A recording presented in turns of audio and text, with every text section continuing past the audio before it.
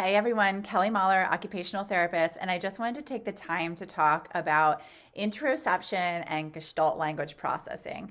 Now, if this term Gestalt language processing or GLP is new to you, never fear. This was new terminology to me a few years ago. I am still learning about this from amazing professionals out there like Marge Blanc, Alexandra Zachos from Meaningful Speech. I'm not here to talk about exactly what is Gestalt language processing. I just want to bring up 3 tips that are guiding me on this learning journey. So tip number 1 is really to learn about the fact that we have different language processing styles.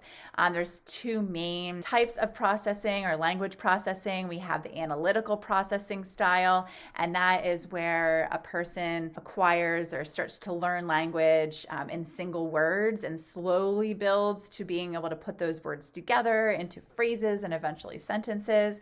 But then we also have the Gestalt language processing style.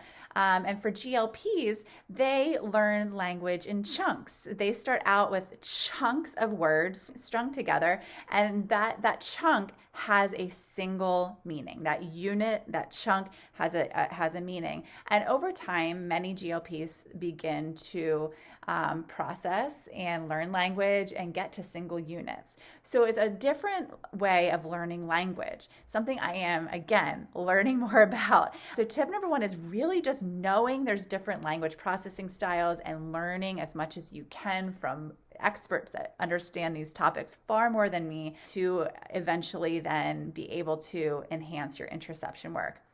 So number 2, once we learn more about different language processing styles, then we need to know about our client and what processing style that they need or that they use.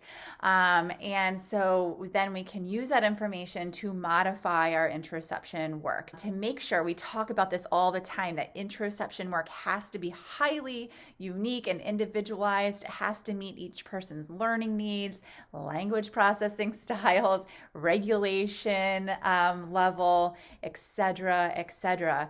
And so we really need to understand how to modify things like the interoception curriculum if we are supporting a client that might be a Gestalt language processor. And we have an amazing course coming out in just a few weeks, and it's taught by Caroline Gaddy and Rachel Dorsey, both who are autistic speech and language therapists, and they are going to be giving us so many practical strategies about how to adapt the interoception curriculum for Gestalt language processors. I cannot wait to take this course and learn along with all of you. Okay, so my final tip is also to just really keep in mind the trauma, the potential trauma, the mental health needs of Gestalt language processors. Potentially, they could be living in a world where other people are not aware of their unique language processing style. And so they potentially could have had their unique expression of how they are sharing about the way their body is feeling. They might be sharing it through echolalia or through what we might call a script. And if people don't understand Gestalt language processing, these young people or even the adult GLPs are at high risk of having their internal experiences invalidated.